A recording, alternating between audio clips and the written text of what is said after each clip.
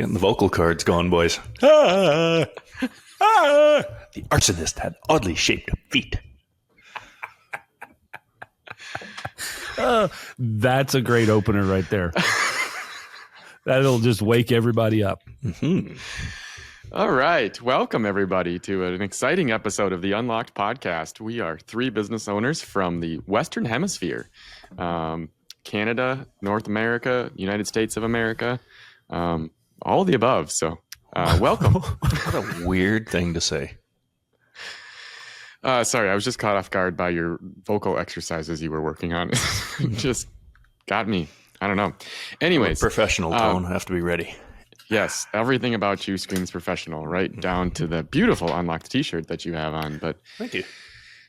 Today we are talking a little bit about strategic planning, annual strategic planning, something that we started in our organization a couple of years ago, and honestly something I've kind of struggled with. I think it's really hard for me to think about what I should be doing in the next year. I like thinking more in smaller chunks. What am I doing today? What am I doing a week from now? Mm-hmm. And really struggle with, like, our organization has changed so drastically. It's really hard, like, to do planning for what we're going to be doing 9 months from now when I don't, stuff could be a lot different by then. So, but it's something we've tried tackling. Chad has disappeared apparently. So that's wonderful. He's already bored of you. Yeah. Well, so something we've tried tackling for a while now. And I know on our last podcast, you guys were talking about, you guys do a full couple day event. So just kind of interested to talk through how we all handle annual planning, successes, frustrations, and kind of some tips for everybody. I know Chad's a big fan of tips and bringing value. And tricks. Yes. So that's wonderful. Lars, you're in a new location today. I am. We have a branch up in Edmonton, Alberta. It's a couple hours north of Calgary. And I've made my way up here. We're doing the renovation, but I've also got a meeting with the airport up here about some security stuff. So thought I'd make a travel. I've got a buddy that I play a lot of golf with that lives up here too. So Fun. I have commandeered his house, and I've got his dog sitting with me. Awesome. And what's the dog's name? I'm not saying it because he'll wake up but he's right there. Fierce little. Yeah. Good stuff. So for those that don't know, how far is Edmonton from Calgary? Oh, for those that weren't listening 4 seconds ago, it's about 2 hours north of Calgary. I don't think you said that, but maybe you did. Okay. Well, we'll have to roll that back. Okay. 2 hours Chad, north. welcome back. Okay. I see. Did you just change your shirt? No, it was the same shirt. That would have been weird. My batteries in my my pack here died, so I had to go sacrifice some out of a combination lock that were sitting outside. Prior planning prevents poor performance, Chad. Yeah, it's been a rough morning. Yeah, how are you doing? Speaking of his shirt, I was impressed. I'd never seen Chad in plaid. I was like, who is this lumberjack that we're talking to here? Yep, it seems like every week I have to remind people that this is a podcast. So when we start talking about all the visuals, it really loses the I don't know. We might emphasis. I think YouTube, we have quite a bit of watchers. Yes, watchers. Viewers, I think is what they call them. Yeah, quite a bit is also a bit of a stretch, but it's relative. That's true. But yeah, the episode that we had around, the terrible episode that Tony brought up around pricing and value seemed to be a popular one for our watchers. Yeah. Shout out to Kevin Sheehan from IDN in Florida, reached out to me. I think he might have reached out to you guys too, but I had a conversation with him this morning about that episode, and he said he loves listening to us. I told him he was crazy, but Let me guess, he's in sales. Yeah. Because he is lying to you. Yes. I love listening to you. Shut up, Kevin. But no, I had a great conversation with him, and got some good value out of that conversation about our conversation about sales value. Save some money. So, Good. Yeah.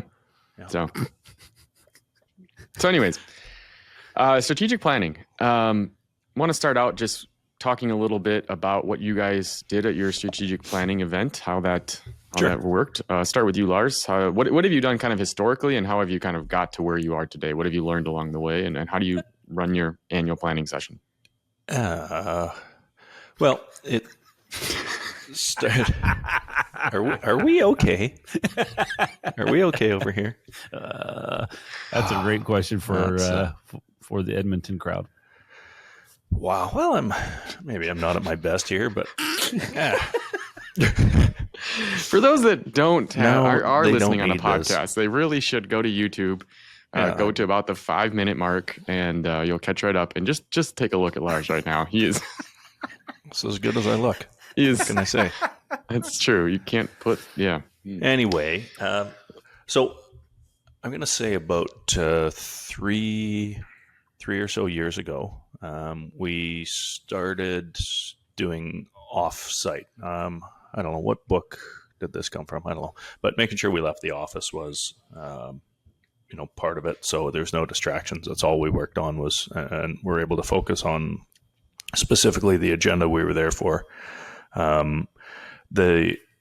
It was really to tie in, kind of a big picture vision, forward looking strategy and planning meeting for our senior management team and even our mid-level management. Because I just found I had a pretty good idea of where we're going, but most of it was in my head.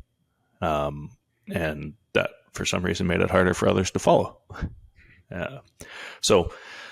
We just, spend a couple $100 rent a boardroom, and make our way off-site.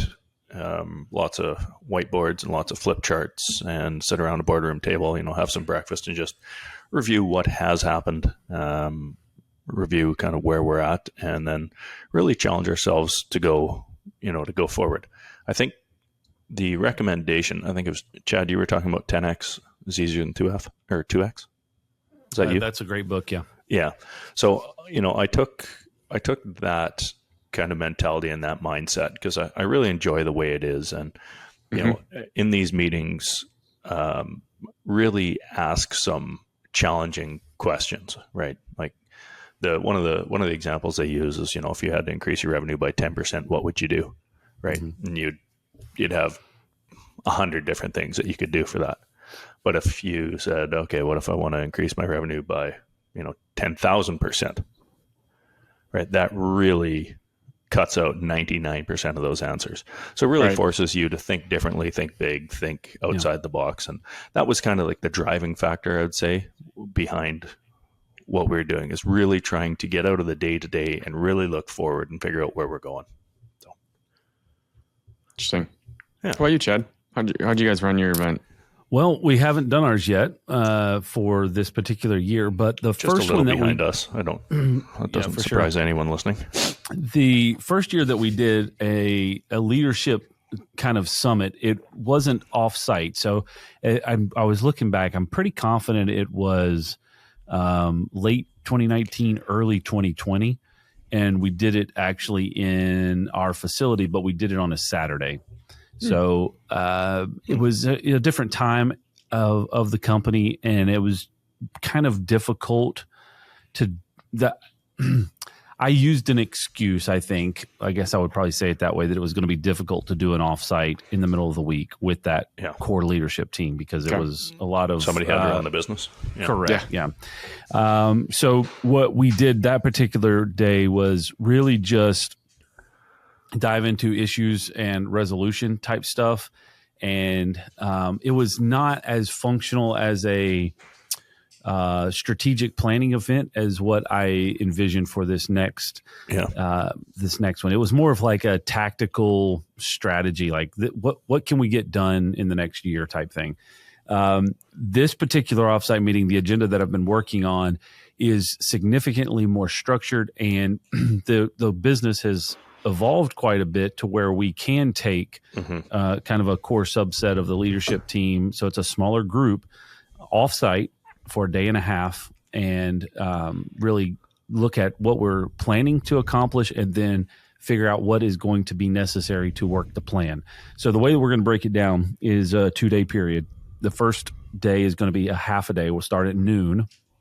We have 3 branches total, so we're going to have the branch managers from the 2 branches farther away. They'll be traveling in that morning, and we'll convene at like noon, and we're going to do a half-day session. And that first half day is going to really be vision casting for what we think the company can look like over the next 3 years, and some data and facts. So this is where we think that we can head. Here is what we know to be true over the past 12 to 24 months. And here's some data on some areas that we think that we could grow, or areas that we could go into over the next 3 years. And then that'll be a lot of the setup on that first day.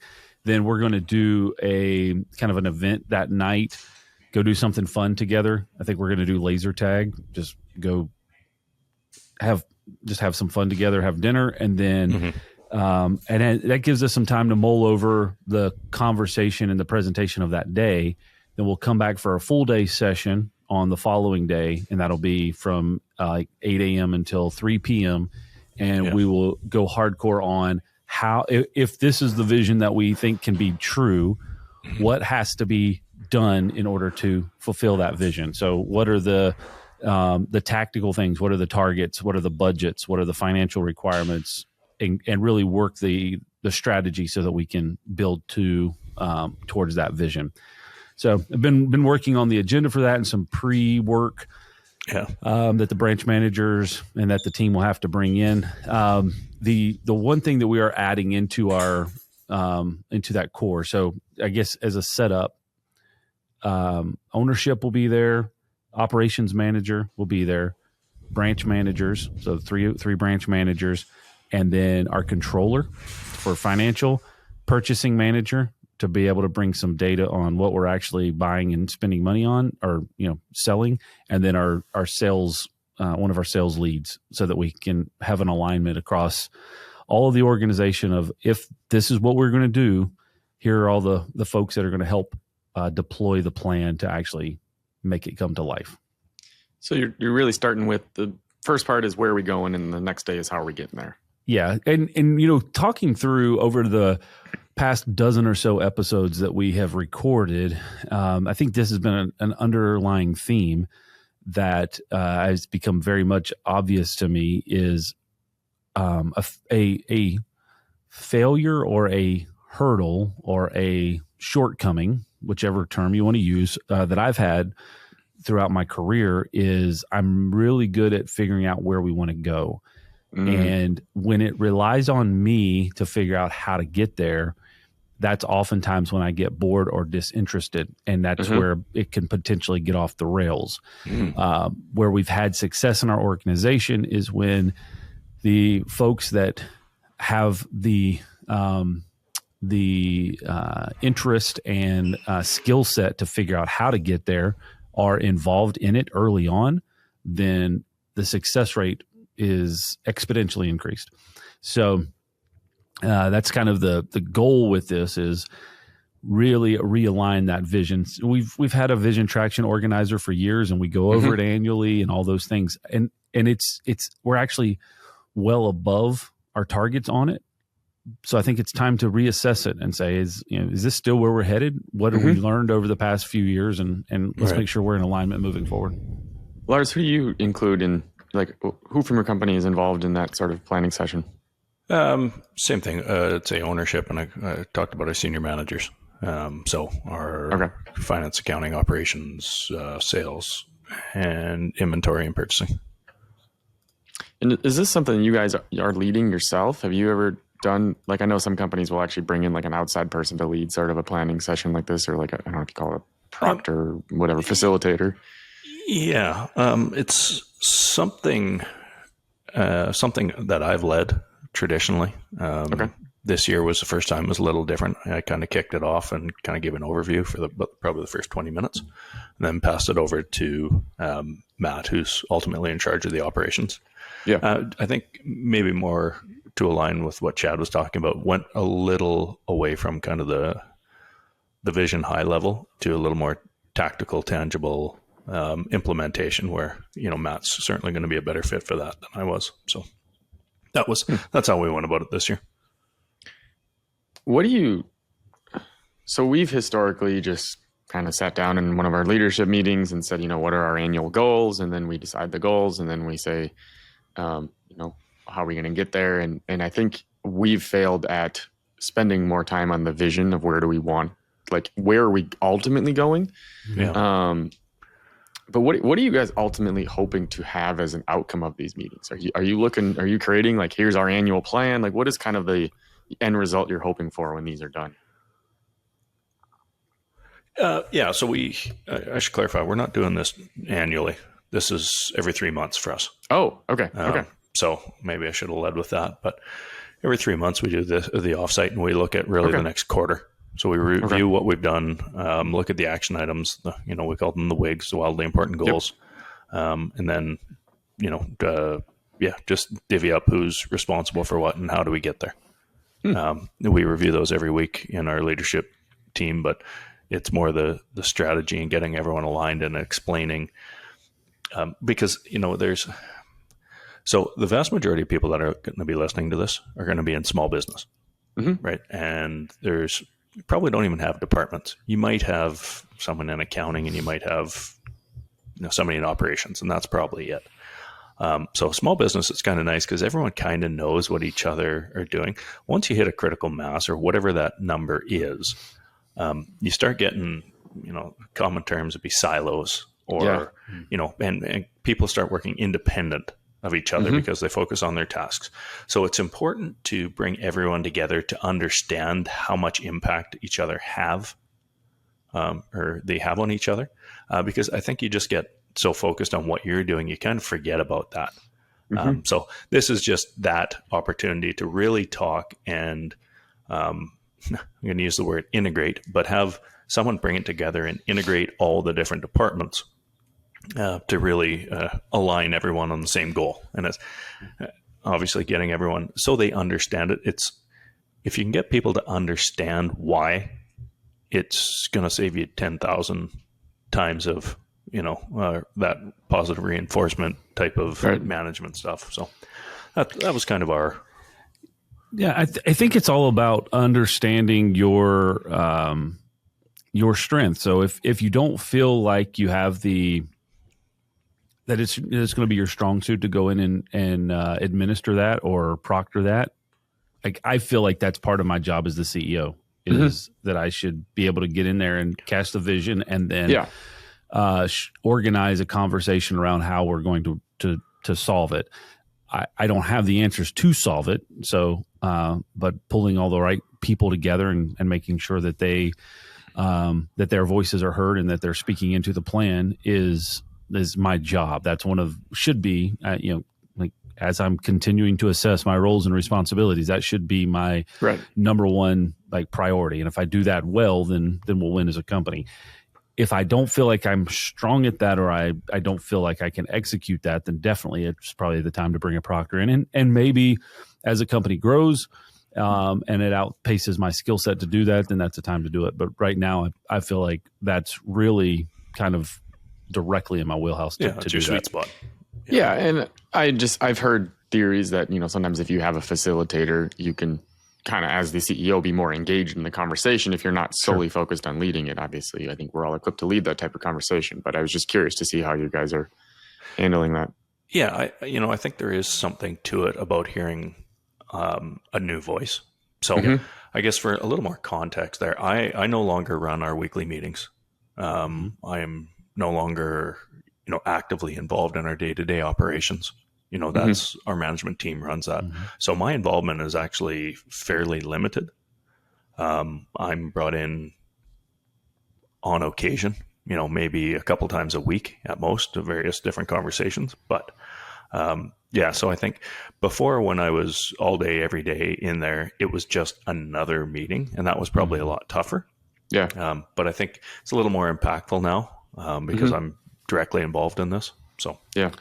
Yeah, and it's kind of the same thing. We have L10 meetings, which is our leadership group meeting every 2 weeks, and I'm an attendee of it. But Zach, our operations manager, runs it. He runs the agenda. He makes sure everybody's there, and he leads the conversation. I get involved whenever it's things that I can bring value to, but it's changed because now they own the results of that meeting. They own the reporting of that meeting, the dashboards that they report off of, all that stuff. It's not me bringing that in. It's me. I'm seeing it for the first time every 2 weeks during the meeting. And so it's a different conversation. So I think when it comes to the strategic planning or laying out the next vision for the company, it's a completely different type of conversation and a completely different type of environment.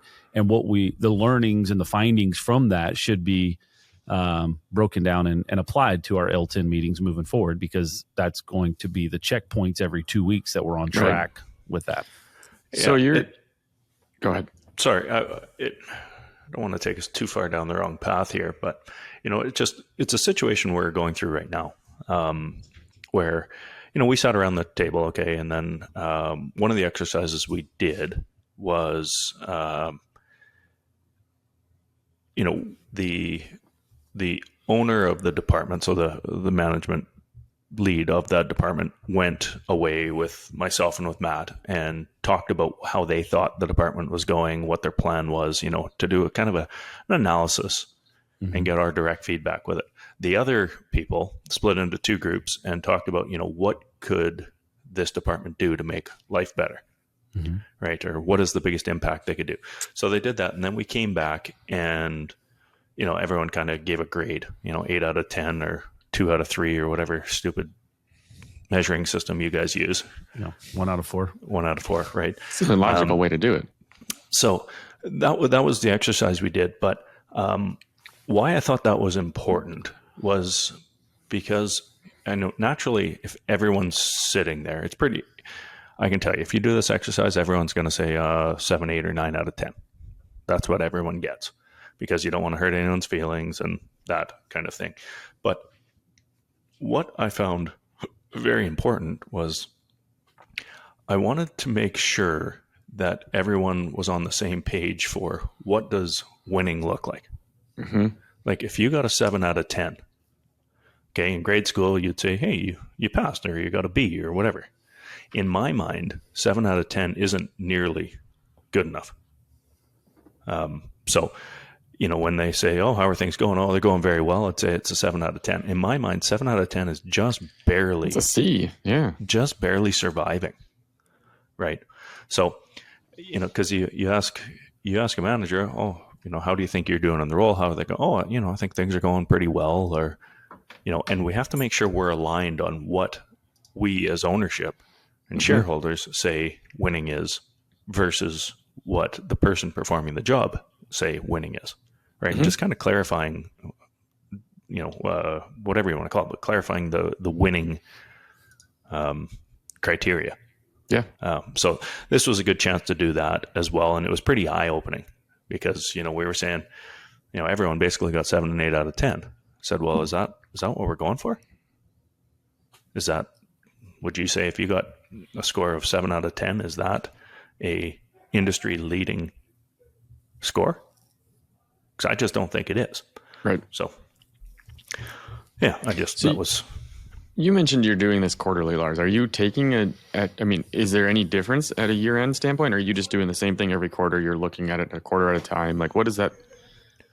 So we do it actually 3 times a year because our 4th one is an award show. Okay. So it's approximately every 3 months that we do this. And the first one, the one we do in January, is an annual. But that includes your entire company, right? What's that? Your award show includes your entire company. Yes. Yeah. So it's not a strategy or planning or anything. Okay. It's just an award. So we only do offsite meetings 3 times a year. January is focused on the whole year and the year in review, and then the setting it up for the next quarter. And then each subsequent one is quarter at a time. Gotcha. Interesting. I ran out of questions. That's not good. I've never heard you ever. Yeah, that's mark that run down. Out of questions. What is how do you keep? What do you do after you're done with this? Like, how do you keep? You do this planning session. Okay, cool. We're going to do this. Like, how do you guys mentioned an L10 meeting. I mean, I know what that is, but explain to people what you're doing with this information after the fact. What does that weekly cadence look like? How does that help set you up for lack of a better term, traction going forward? I was going to say, Chad, I know you're referencing L10, and I know there is a resource because I think that's part of what we talk about every week is resources that people can use to, help improve their business. And we mention a lot of them over and over again. And Chad, L10, which book is that? It's EOS Traction. Yeah. So that's in the entrepreneurial operating system. It's part of the framework of Traction. Is the book by Gino Wickman? Yes, correct. And if you read the book, it's going to give you an agenda to kind of go through. As with most things in my world, I take a portion of it, get started, and then we morph it on our own. Mm-hmm. And then it's call it your own. Yeah, and take credit for it. Yeah, that sounds great. So it's basically a check-in for the company. We start off with customer updates or employee highlights from everybody in the room. If there's any major things that are happening, good or bad, that everybody needs to know about. And then we jump into reviewing our to-do list items. So if there was anything that was assigned to anybody from the previous meeting, it pops up to the top. What's the status on it? What's the progress? And then from there, we move to our L10 scorecard, which is just kind of a selected KPIs that each person in the group has identified as a game changer for their department or for the business. And so we review that. Good, on track, off track. What's the status with it? Mm-hmm. And we've adopted different KPIs over the years as we say, you know what, that one's not really driving anything for us right now. So let's get that one off, replace it with something else. Then we just kind of watch that across the board. That tells us if we're on track or off track. Typically, from that review, it's going to, if there's something that's off track, then that's going to naturally populate into our issue processing. So, say for instance, our lead times for ordering parts for projects is significantly longer. Mm-hmm. Why? What's happening? What's wrong? Or one of the reports that we watch is product gross margin over a 14-day period. So since we have this every 2 weeks, we watch the profit margin on our materials every 2 weeks. And if it's on track or off track, if it's off track, why? What's happened? Let's go in and find out, and maybe require some additional meetings on that. Right. And so it's intended to be a review section of the status of the business. If there's anything that's off track or wildly over track, above, then we should deep dive into those things. Outside of that, if it's on track and things are moving forward, then awesome. It's being managed well. And then from there, any other issues or opportunities that have come up that we need to discuss as a leadership team. And we'll typically talk through that from a issue processing standpoint. Most of the time it evolves into a kind of a breakout meeting with particular other people in the organization that will happen over the course of that next 2 weeks. And then the result of that will be brought back into the meeting, the next L10. And then at the end of it, conclusion, the basis of the L10 is you're trying to get a level 10 meeting, which is level 10 would be the highest level of competency. And so there's a scoring matrix on it that's like, did we follow the agenda? Did we all show up and were prepared? Was everybody's voice heard? Do we feel like we have next step action plans? And did we solve a problem completely? And you measure all that. Everybody gives it a score at the end, and then you conclude. So it's pretty regimented. Yeah. No, you guys do the scoring system? Oh yeah. Mm-hmm. Every week, or every 2 weeks. And what do you get? Like 3 out of 4? Well, it's a level 10, so we follow the level 10 scoring metric on that particular scoring system out of 10. That's a shout out to about episode 5 when we had this argument. 10 minutes well spent. How do you? So in your guys' going back to the offsites or quarterly whatever planning, strategic planning, how do you gather in feedback from others in the company? Like, what does that process look like? Are you asking managers to get feedback ahead of time? Are you coming up with some ideas in that meeting and then presenting it to the team? Like, what is that? How feedback does for what? Feedback on the planning. Planning for what? Well, you're doing strategic planning for goal setting, right? Yep. Yep. But that should be the responsibility of the team leads that are coming to the. They should that is know probably their job, I think. We do have an issue. Yeah, that's what I'm asking. Like, what are you guys doing for that? We have what we call an issues list, which is a derivative of the traction model, but just, we garnish feedback every week We send out a survey to everyone that has 3 questions about something. We gather those survey results. One of the questions usually ends up with, is there anything else you want to mention? If people score lower than anticipated, like if they score a 5 or 6 out of 10 on something, I think the most recent one was, how well does the company, in your opinion, align to the core values? And we had a 6 there, and so that was a good way to say, okay, hey, what's going on, man? What's happening? What are you feeling we're missing on here?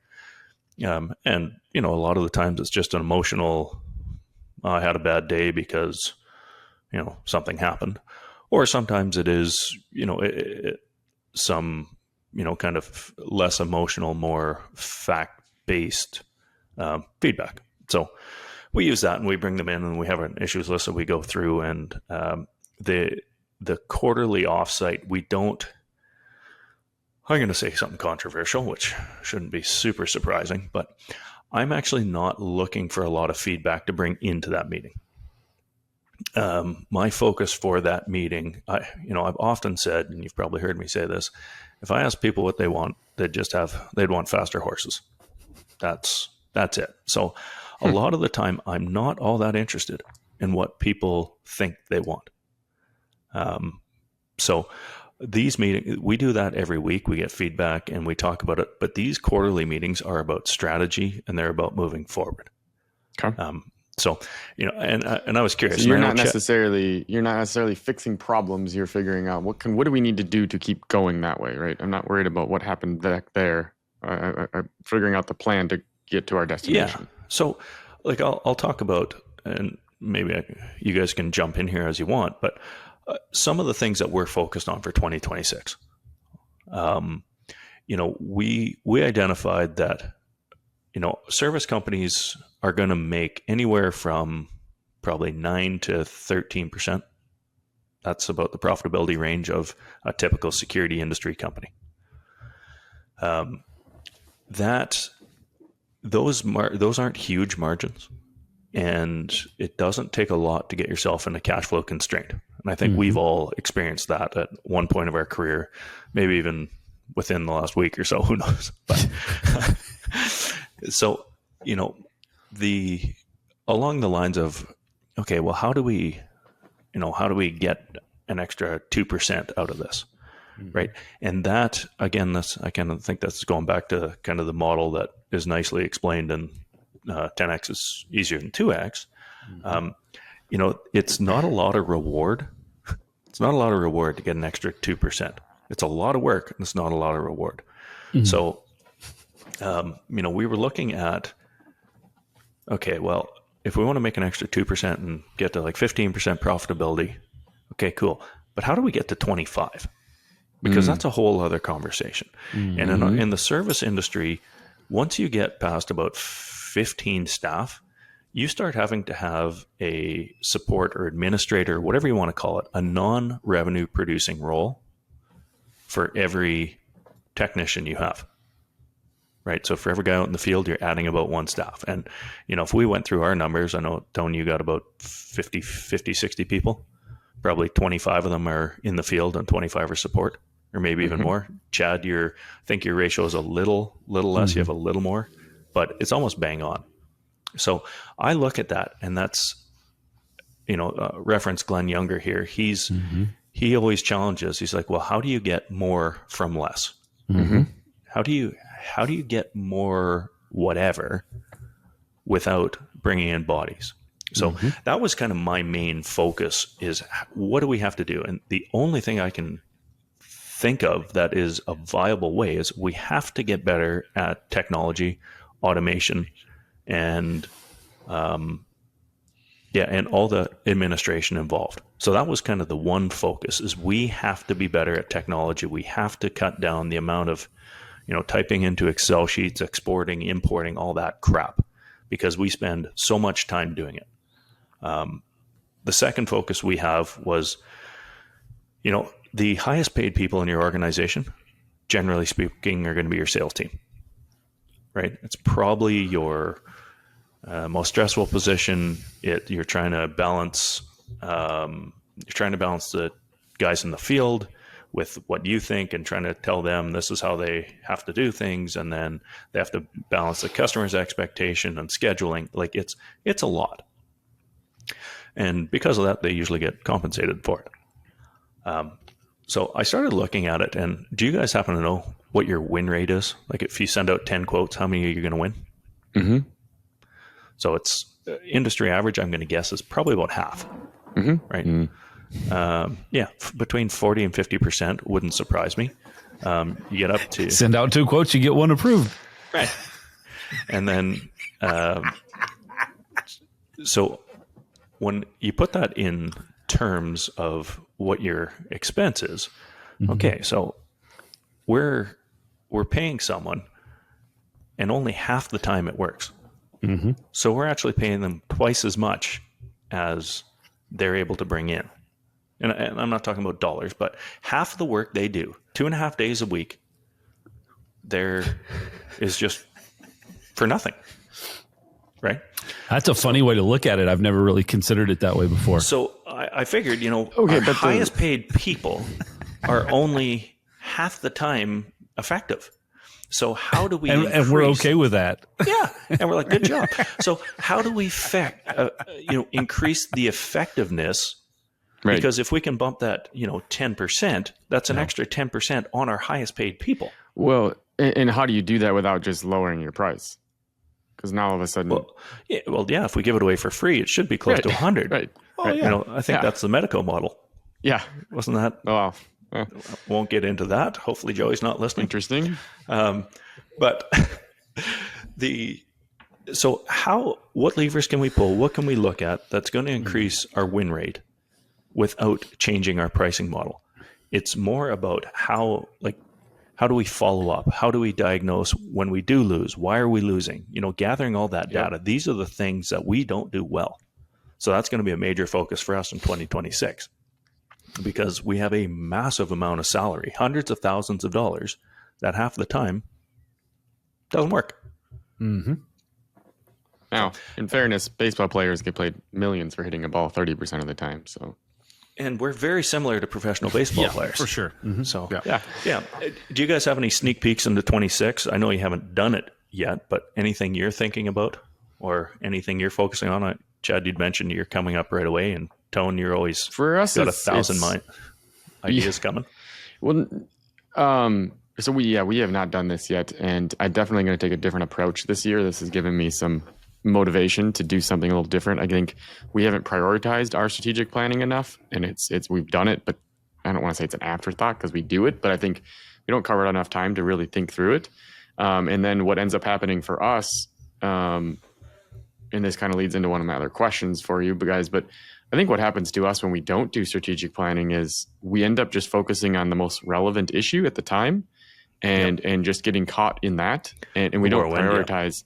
Like one thing that I've noticed a lot in our organization is we thrive on to-dos. Like, okay, what is the hot topic? And then what is the next step on that? And then we just focus on these quick to-dos. Like, let's get this done next week. And we're not spending time thinking about what are the big things that are going to move us forward. And we don't prioritize those enough. Business. Right. And all of our discussion items are just okay, what's the hot issue and let's solve this issue, as opposed to thinking, okay, what are the core issues that are going to move our company forward? And let's accomplish those issues. And I think, unfortunately, a lot of that comes from me.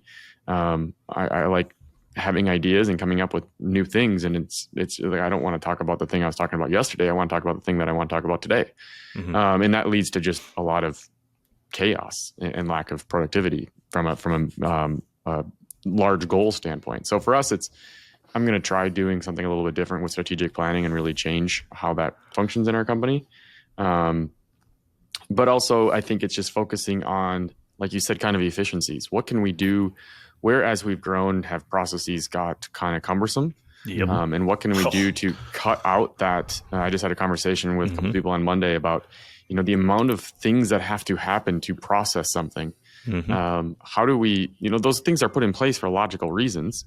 But how do you find the balance of, Chad vehemently disagrees with that, but even though our processes are the same as yours, But how do you find the balance of you need this in place for this reason, but also you don't want to make things over complicated. So yeah, so the reason I disagree, which I'll come back to in just a second, but because Tony is one, but yeah. Well, what you're talking about is previously was organizational whiplash. You don't want to talk about the thing that you've already talked about, and so let's move on to the next thing. Yeah. And so I do it all the time. Yeah, it can unintentionally result in everybody thinking, well, this is the most important thing now because this is what the owner, the president, the CEO said that we need to focus on. And I struggled with that, and I probably still do to a degree. A lot of that has been isolated because they forced me to sit in this little room over here. You seem to have excused yourself, but it's part of that process, like isolating that out so that it doesn't. There is still a group of people that gets to experience that organizational whiplash, but then it's protected from leaking out to the rest of the organization. Right. And so that's one of the reasons that I think the planning is really important, is because you're setting that tone of. And no pun intended there. You're setting the tone for the full next year, and you're agreeing as the CEO, president, whatever, the owner, of saying, this is the plan, and we're gonna watch this for the next 6 months. And if it works, great. If it doesn't, we'll adjust. But I'm not going to get in and meddle with it for this amount of time. And maybe it's a full year, maybe it's a quarter, whatever you deem as the necessary time frame. But I think too often we get too impatient with the results or lack of results that we want to jump in and change something before it actually works out. So that's the organizational whiplash. The thing I was talking about from a process standpoint, I find that whenever I actually dig into a process inside of our organization and I start to uncover all these things, it typically is somebody, and it's the same thing with, I mean, not to go off on a government rant or a legislative rant, but it's typically done because somebody has done something one time and you've tried to put some type of a protection in place, right? That's exactly it. So we were actually uncovering this yesterday, and somebody brought up an issue to me through when we were walking around the building, and it triggered me greatly. And I was like, that has been an ongoing thing for way too long. Something is dying. I'm not sure what happened there. Hopefully not the dog. That's been something that's been going on way too long. And the reason that process exists is because somebody was trying to protect it from getting to this next department before it was ready to go. And ultimately what it's caused is effectively a bottleneck of data processing. And so the question that I've started to learn to ask is what are we missing upstream that's causing it, that this is our protection, and or our barrier or whatever. And so we started diving into it, and really it's just a bunch of, well, this person or this department or these individuals made these mistakes previously, and then it caused this individual to have to deal with an embarrassing conversation one time with one customer. So now everything has to be done by this person. They're the only one we can trust to do this right. Yep. And so we said, all right, what has to be true to get rid of that? And so we started breaking it down. And the one wild thing, because I know all of that was just very vague, because I don't want to talk about the exact situation, but because that part's really not important. But through the conversation, I was talking to our sales team, and so going back to efficiencies. Okay, this is really so. If everything I just said was just muddled together, stick with this part. I think about 3 years ago, we found that we were spending a lot of time. So going back to the wasted time and efficiencies. So this is really, I think, the nugget that I just took away from what you were just talking about, or the remembering of it. We were spending a lot of time inefficiently creating a proposal for a customer. When we finished the proposal, we had to send it to a particular piece of software to create a PDF document. We had to then download that PDF document. to our computer. Then we had to create an email and type up the email and attach the PDF to that email and then send it to the customer. And that process may have taken 4 minutes or 6 minutes every single time. Well, you multiply that times 60 times a day. 60. Yep. How much time have you wasted? And so we were trying to solve two problems. Number one, we were trying to solve a problem of asking for a deposit on every job, because that was a challenge that we had. And that would have been a manual process for a salesperson to ask for a deposit. So the question that we needed to make was, how do we make it default on every single quote that goes out? And then how do we give the customer an easy way to process that deposit? Because we had found previously that it was actually painful for a customer to pay a deposit on a project. So therefore, nobody wanted to ask the customer to do it because it was just painful. Download this, print it off, sign it, scan it, put it back in, send that, make a call. Yeah. So we said, let's fix all this. And so we built a customer portal where the salesperson now would just send a quote, and the quote would when they had said the quote was ready, it automatically sent a link to the customer. The customer could pull the quote up, and then they were able to approve it and pay the deposit all automatically right on the screen. When we released that feature, the department, our sales team, abhorred the hated it. Change. Like they had lit the torches and were ready to burn down the building. And so we were actually having this conversation yesterday about it, and it was funny because we were talking about making another change in the workflow. No, can't do that. More work. That's more work. We don't have time. We had identified that they click on every quote. There's like 3 things that they click to approve it. And so we started asking, what is that purpose? And there isn't really a purpose for it. And they probably could be discarded. So just let's say that they have 3,000 approvals every year, and it takes them 3 clicks every time they do an approval. That's 9,000 clicks. The math on Chad. Of unnecessary action. Yeah. When you think of that, now how can we eliminate those and make the process a little more smooth? And the sales team said, we hated this portal when it first started because it was a change and we didn't know what was going to happen. But now the efficiency thing, the same team that was in place then, and that they were doing 50 quotes a week on average, now is doing nearly 90 quotes a week, because they do not have to download a PDF and attach a PDF and upload and manually type an email, because it's all automated on the back end.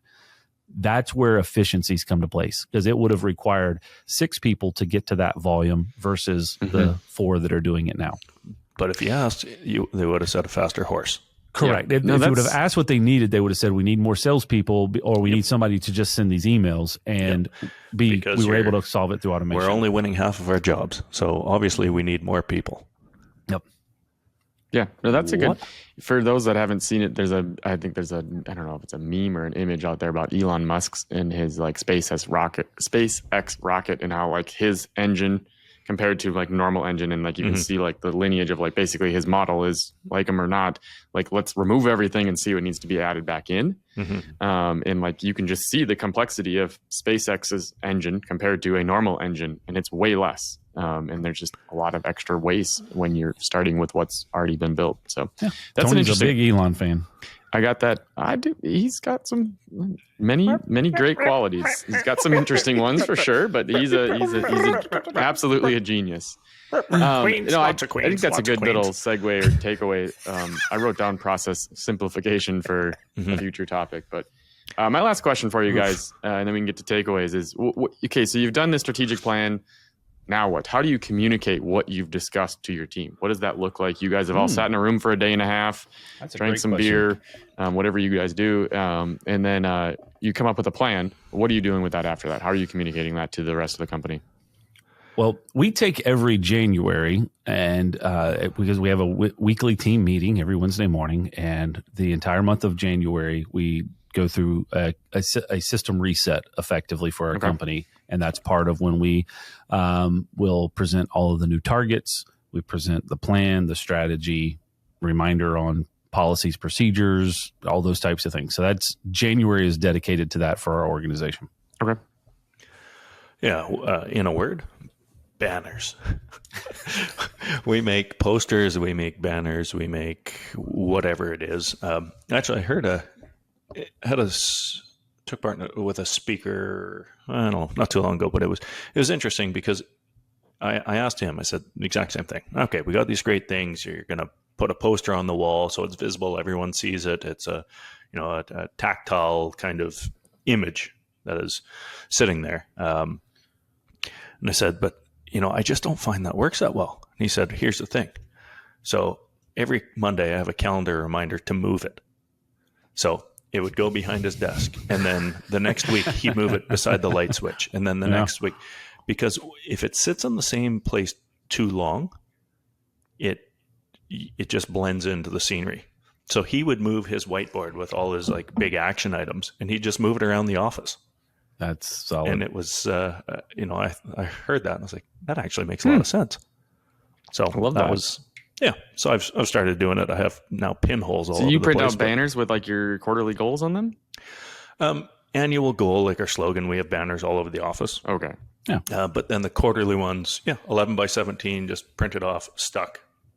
So that anyone, because I do believe it's important that everyone in the organization knows the direction we're going. Yeah. So I do print, there's one in the lunchroom, there's one by the tech door at the back. We just have them printed off in a bunch of different places. I lied, I have another question. Okay. What have you guys seen? So you started doing this, being more proactive in your planning a couple of years ago, Chad, 7 years ago, whatever. What have you seen as a difference in your company? What has that made? Like, what do you feel you'd be missing if you weren't doing this? For me, it's the better question is, why does this matter? Why should it? Well, for me, it's accountability for myself. Because if not, you want to call it organizational whiplash. Yeah, that's going to happen.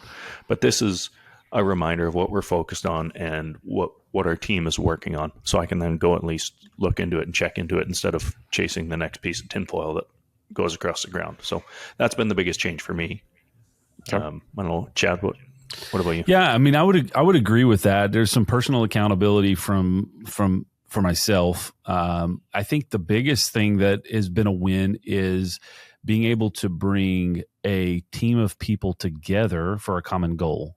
So previously, maybe a target, a goal, or a strategy or something would have been something that I would have kind of cooked up in my office and then thought about it for months or weeks, and then presented it to everybody, and then said, "This is what we're going to do." Everyone, and do there it. wasn't, and then there wasn't really a way to measure it or to maintain it. And I think the biggest, when it comes to that, from a planning perspective and from a strategy perspective, the thing that I have learned the most is if you can't measure it effectively, then don't even talk about it. So I go back to the thing, like we say, well, we need to do more of this, or we need to do this better.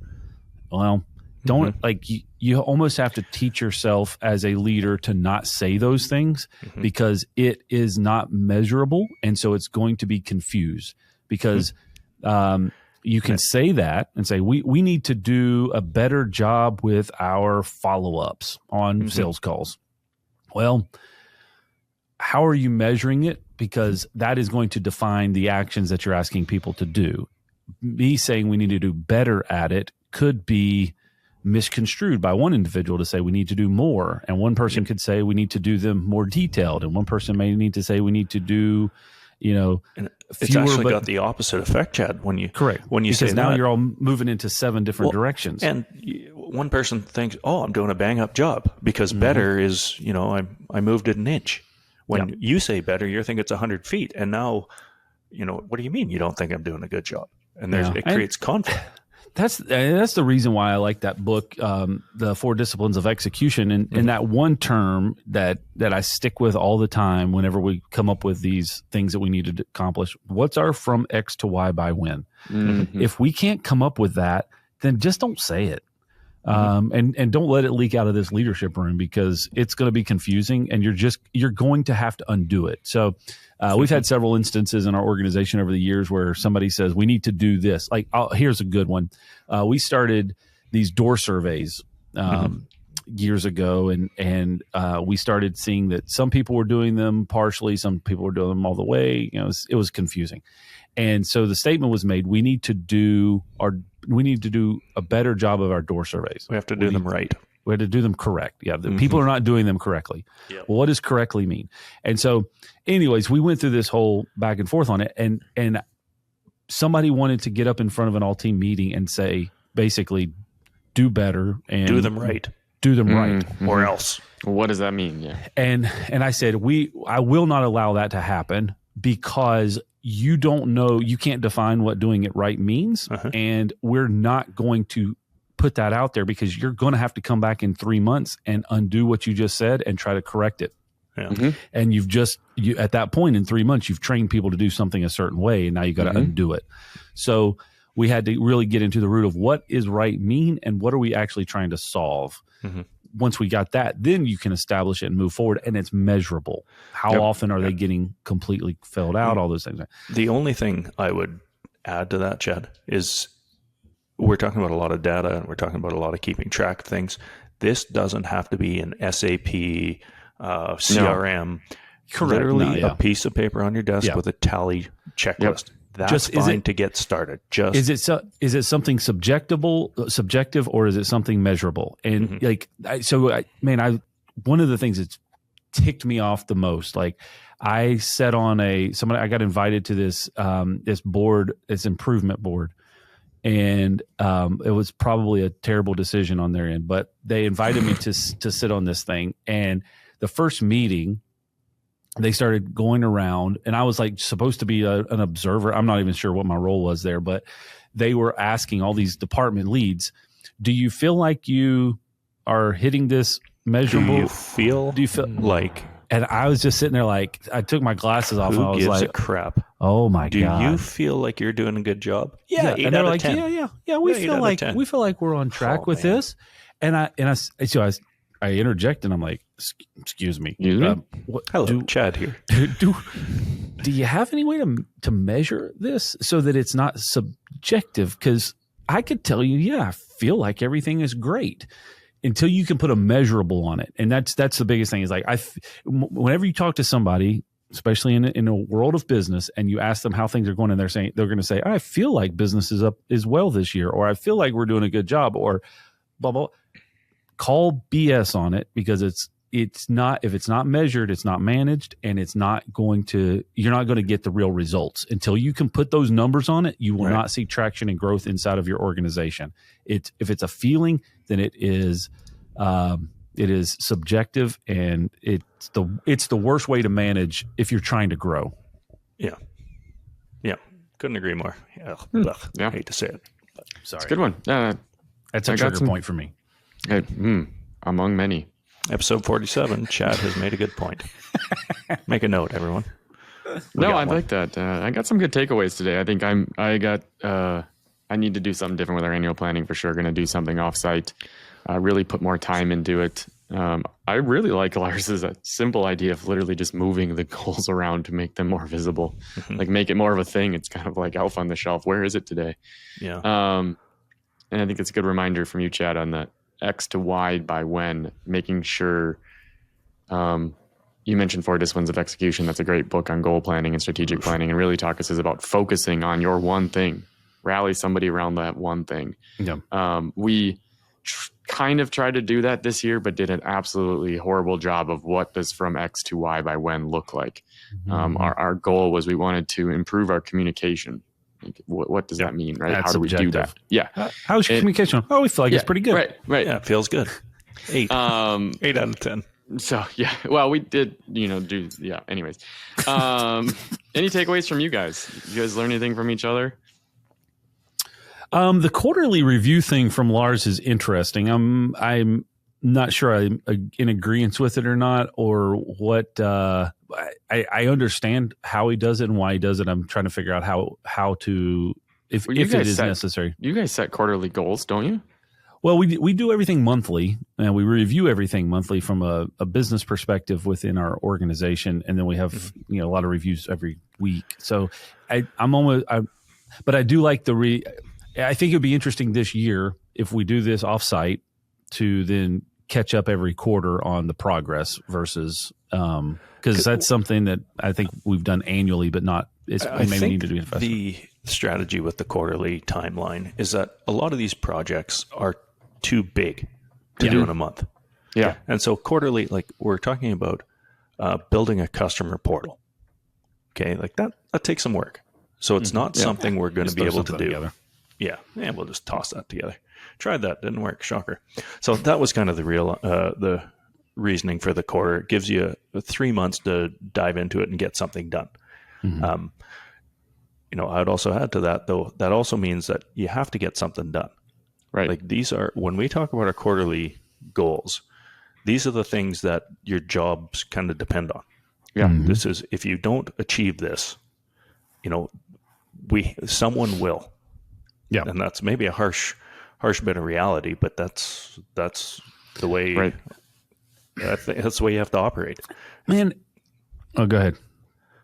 No, yeah, I think I just struck a chord. Go ahead. What do you think? I just like anytime that you can put together a plan and a goal and have it visible. Mm-hmm. I think that's the key factor. Is we think that we make it visible because we talk about it once and we expect everybody to have a deep, heartfelt, genuine concern over it. Like bury it in a OneDrive folder somewhere in the abyss. Yeah. Yeah. But I'm literally looking at our vision traction organizer because we house it on our team website. And when I did this was 3 years ago, because the 3-year picture ends on December 31st, 2025. Mm-hmm. And it has a revenue target. It has a net profit percentage target. It's got some measurables associated with it. And I'm sitting here looking at it and just kind of, I guess a bit shocked, but extremely excited because we are going to be above our target that we had established 3 years ago. Mm-hmm. And all the measurables are on track, and we're actually above many of them. Mm-hmm. And I'm sitting here going, you wouldn't have had that if it wasn't visible, mm-hmm. because we wouldn't have been working towards anything. And so holistically in the background, we have consistently, as an organization, been plotting a way to achieve those particular goals because it was visible. Mm-hmm. So there's a lot of value in that. Yeah. So interestingly, I went to your vision traction organizer since you keep it public. Why do you only have Q1 goals? What happened to Q2, Q3, Q4? Q what? On your website, you got Rock's quarterly objectives. Q1, January to March. What happened that to was Q2? That was for like 2 years ago. Oh, okay. Yeah, it's not that public. No. I got a takeaway that I haven't actually mentioned yet, but it's an exercise that I'd recommend, a little tip and trick, Chad Lingefeld's way. Lots of value there. Yes. It was the opening exercise, because also part of something we didn't talk about, but I'll just mention briefly that part of these quarterly meetings for the management team is to build a personal relationship between departments. It's to build personal relationships between the managers themselves, because when you know someone on a personal level, and I don't mean, you have to know their blood type, but a little bit about them, the family, and just having that personal relationship makes work so much better and just more enjoyable, and it makes people work together more. So we do this little exercise, and I took it from a book somewhere, I don't remember which, but it talks about your origin story. So I open up, welcome everyone, say this is what we're looking to do. First exercise we're going to do, I'm going to ask you 3 questions. 1, where were you born? 2, how many brothers and sisters do you have, and where do you fit in the order? Are you the oldest, the youngest, in the middle? Because that always gives an indication of how they came up with. And then number 3, the key question is, what challenge, or what was the biggest challenge that you overcame in your childhood? And some of the stuff that you get out of that, like one of our guys had a brother that committed suicide. We had, people that have their parents that were separated when they were 6 years old. Mm-hmm. They had a mother died when they were 10, right? There was just all of these things that come up that really humanize the people that you're working with. And you just really kind of understand what created them the way they are. I like Right. that. I'm going to steal that one. It's just, you'll be shocked at just how vulnerable people will be when they answer those 3 questions. And it just sets the tone of humanizing the meeting, which I think is super important for those kind of offsite quarters. Yeah. So Cool. I like that. That's great. That's a great tip. Chad, I think we've reached that time where you get to tell us what we're talking about next week. bring us home there, Paul Bunyan. First you got of Paul all, Bunyan and Babe the Blue Ox. Hey. oh, I have no clue what we're supposed to talk about next week because I didn't know it was my Wow. turn. Ooh, amateur hour. We have the exact same pattern every week, and you couldn't remember that you followed. Too much time out in the woods chopping down trees, I guess, Chad. Well, I like a good, Yeah, we'll just be good surprised. surprise. Yeah, one of the I like a good the surprise. suggestions that was given was the topic that we disagree on the most. The 3 of us that disagree on the most and Really? debate it out. Yeah, and What do we? I mean, you guys always just disagree with me because that's your hobby. But what do you guys disagree on the most? Beard versus no beard. I think that has more to do that's with it. your ability to grow a beard. When to take a mulligan in a golf scramble. I've seen that cause a rift in this group. That was just poor communication. Was, someone just has needs a little bit more confidence in themselves. Tony, I feel it was good communication. 8 out of 10 from you. Chad, land this plane, and then we're going to have a surprise next week. Yeah. Take us home. Man, thank you very much for all of your feedback on the episodes. Man, we got a lot of great topics that we've covered, and they're all available for you on our website, unlockedpodcast.com. So check that out. You can subscribe on all of the podcast platforms. Check out the video on YouTube because you want to see what Lars is working with right now. It's probably going to increase our followers drastically, but go check that out. And we really do appreciate the community that's kind of growing around this, and we look forward to seeing you guys. I know we talked about it a couple of episodes ago. We're going to be traveling quite a bit together this fall, and we'll be at some industry events, so it'll be fun to chat with you in person, and we'll find out more topics that we could possibly discuss since we need to improve on that. All right. So check those things out, unlockedpodcast.com, and we will see you guys next episode.